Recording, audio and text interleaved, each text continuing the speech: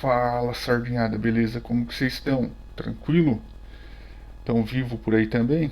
Sardinha tá vivo por aqui, tranquilo, investindo. Fazendo mais um vídeo pro canal, tentar fazer um outro vídeo aí vez ou outra para não sumir muito. E no vídeo de hoje a gente vai falar um pouquinho do VRTA, né? VRTA 11.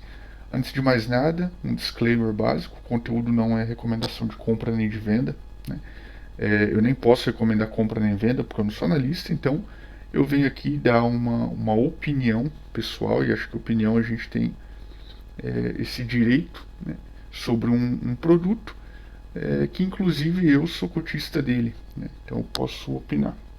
Vamos lá ao vídeo. Antes de mais nada, ajuda o canal aí, se inscreve, deixa o like e compartilha, beleza? Bora falar um pouquinho do fundo. VRTA 11, tá? VRTA 11 faz parte da minha carteira. Eu estou aí com uma quantidade grande de fundos, mas eu vou reduzir. Eu já montei uma, uma alteração de carteira onde eu vou reduzir a quantidade de fundos e aumentar a mão em cada um, né? Deixar uma carteira um pouco mais clean. Mas hoje o VRTA está dentro da carteira aí com 2,73, tá? Da minha carteira. Falando um pouquinho aí de números do fundo, tá? Brevemente. Mês 11 em relação ao mês 12, tá? Lembrando que o relatório do mês 12 saiu agora há pouco. Hoje, agora há pouco. VP por cota. No anterior 91,92, atualmente 91,17. Esse item eu deixo com atenção ali em vermelho, porque nos últimos meses caiu bastante, né? A gente sabe o porquê que cai, né? A marcação mercado aí dos títulos do fundo. Porém, até me espantou a proporção da queda, principalmente do mês 10 para o mês 11. Tá? Então eu deixo uma atenção aqui, a gente vai monitorando e vendo aí a retomada do VP, né? Na medida que a taxa de juros aí começar a arrefecer, a curva de juros, né? E isso daí começar a aumentar, o valor dos títulos começar a aumentar. O P sobre VP, né? Ele estava ali com 0,92 de desconto, né? Estava com desconto de 8%. Nesse mês está 0,97. Então o desconto ele deu o fundo ele deu uma subida, né, no período. Caiu esse desconto. E aqui tem um ponto importante, tá? Ele está com um leve desconto hoje de 3%, mas a gente tem que entender que o VP por cota dele caiu muito, né? Então, na medida que o tempo passar e o VP por cota voltar a subir, né, ele tem um potencial de upside aí maior do que os 3% de desconto atual. Então, basicamente todo fundo de papel está passando por essa situação, né? O dividend yield mensal, mês passado 0,97, esse mês 1%. Para quem está acompanhando aí, né, por mais que eu não estou fazendo conteúdo, mas para quem está acompanhando, os fundos de papel estão começando a dar uma respirada novamente e se reerguer, né, depois dos períodos aí de deflação. Foi até um período que talvez era importante eu ter feito vídeo, mas não consegui. Mas a gente vai voltando aí e os fundos voltando a respirar, né? O caixa desse fundo 3,91 e agora 14,21, tá?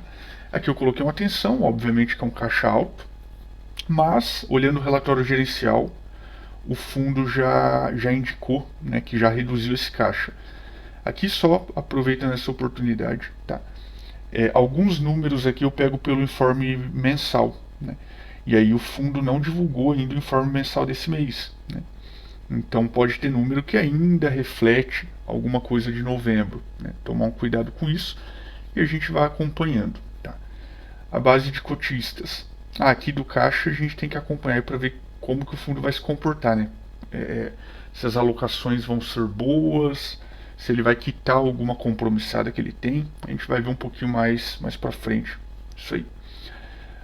A base de cotistas. 111 no relatório anterior, 113 no atual. Então, um aumento aí na base de cotista. Tem alguns fundos que já estão chegando numa curva.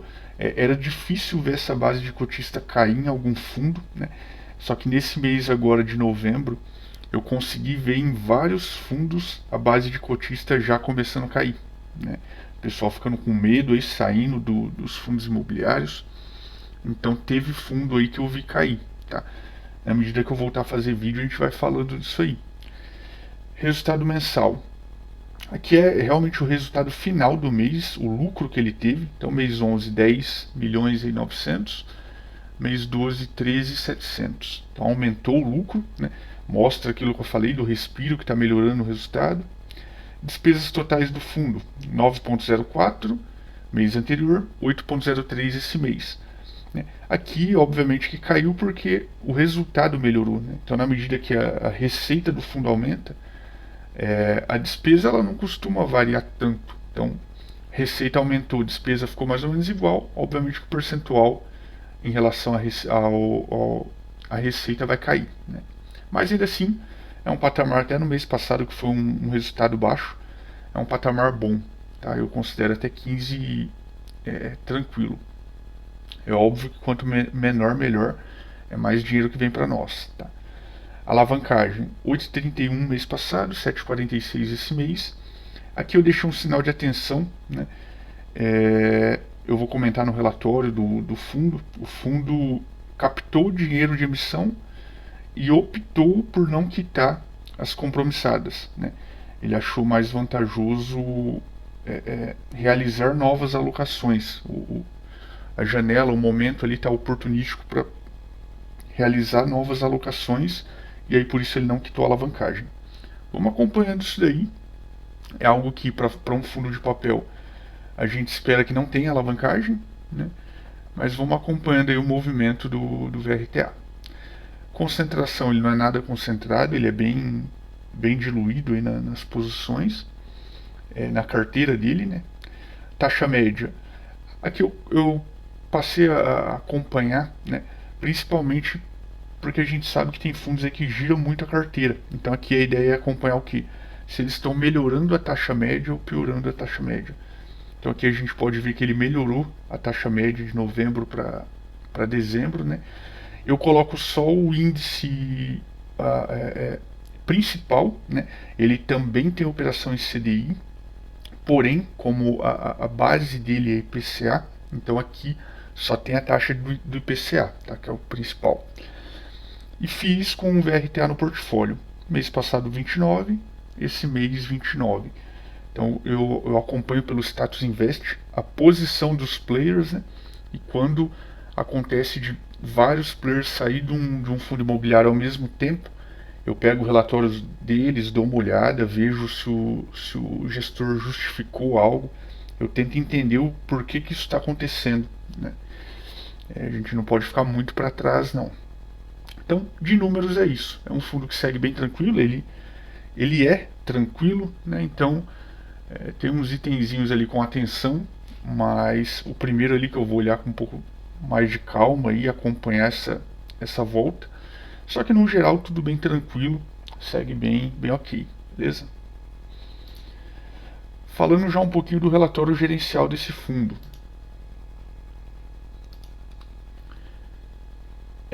Só um momentinho. Vamos lá, Fator é a gestora, né? Relatório já de dezembro. Aqui eu vou pular, eu vou só para algum item que for, na minha visão, um pouco mais relevante. É até bem repetitiva a leitura de relatório, porque não tem muita mudança, né? Então aqui no começo o fundo já começa a falar um pouquinho das operações aí que ele fez, né, após a nona emissão de cotas, se tornando aí um dos 10 maiores fundos de papel do mercado. Bem legal aí, é um fundo bem grande, né? Ao longo de dezembro o fundo realizou a aquisição do Crilar Cooperativa no volume de 60 milhões, IPCA mais 9, né? Realmente uma taxa bem bacana aqui, bem alta.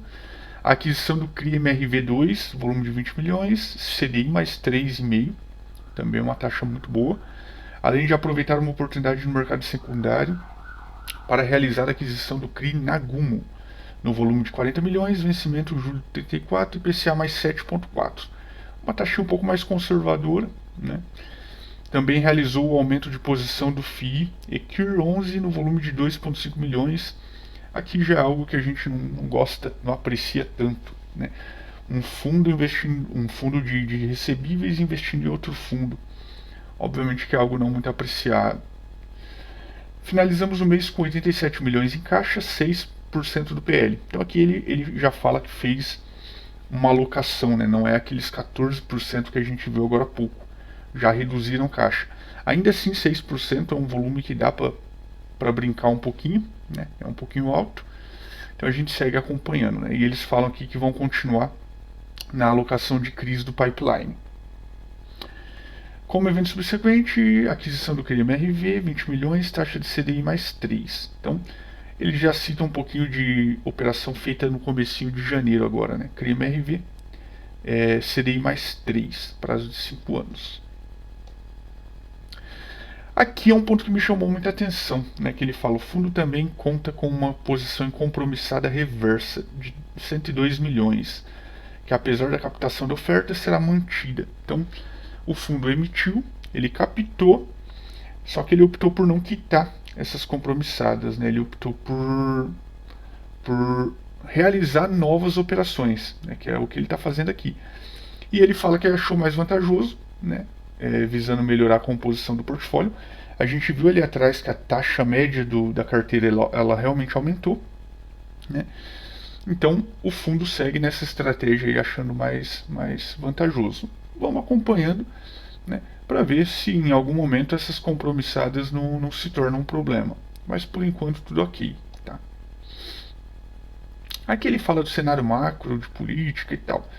Não vamos entrar nesse mérito. Só falando aqui, né, a taxa do fundo ela é bem tranquila, 1%, é padrão ali, né, benchmark de GPM mais 6, mas não cita taxa de performance, né? Então bem tranquilo quanto a isso. Aqui ele fala de emissão, eu não vou passar por essa parte. As operações do fundo, aqui são as novas, né, de dezembro. Aqui ele explica um pouquinho dela, fala um pouquinho da garantia. Operações bem tranquilas, é um fundo bem tranquilo, né? Não tem muita dor de cabeça, não tem operações extremamente arriscadas, né? Então é bom, obviamente, para quem é cotista olhar isso aqui com mais calma, né? Dar uma lida, entender realmente isso. Mas para fins do vídeo aqui a gente passa porque é bem tranquilo. Vamos na carteira do fundo. Ó, aqui começam as exposições em outros fundos imobiliários, né? Não é muito legal, como eu já citei antes, né? Preferia que não tivesse e tudo isso aqui fosse aporte em CRI, né? Ou até quitação ali de compromissada. A gente pode ver que tem posições aqui que o fundo está tendo um prejuízo grande, ó. Se a gente pega essa do MGCR, por exemplo, 150 mil cotas a um preço de aquisição de 100, né? O MGCR está sendo negociado hoje a 79,80, né? Então é R$ 20 por cota, a gente está falando aqui de 3 milhões de prejuízo. Então é algo que o fundo vai ter um trabalho aqui para conseguir reverter e talvez liquidar essas posições, né?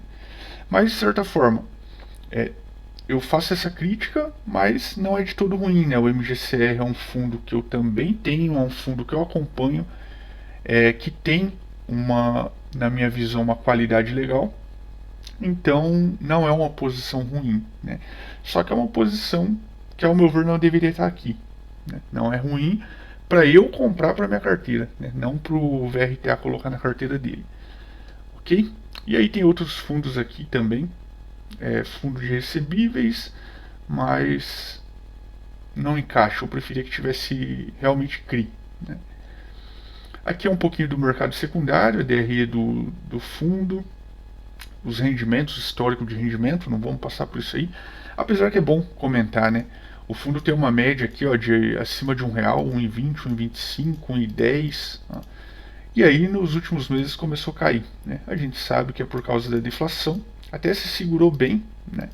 Tem fundo que caiu muito mais, não fez reserva, não fez nada. Ele deu uma seguradinha aqui, reduziu, mas não reduziu drasticamente, né? DRE do fundo também não tem o que falar. Um ponto importante a gente já viu ali atrás, que é as despesas. e está num patamar bacana, né?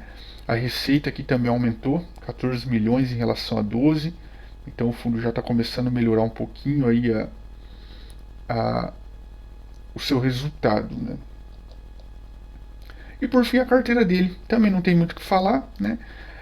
A operação aí com maior percentual na carteira, 4%, uma carteira extremamente diversificada, ó, muito diversificada, operações boas, né? Operações tranquilas, bons LTVs, taxas aqui bem equilibradas, né? E boa parte da carteira são operações mais seguras, mais high grade, né?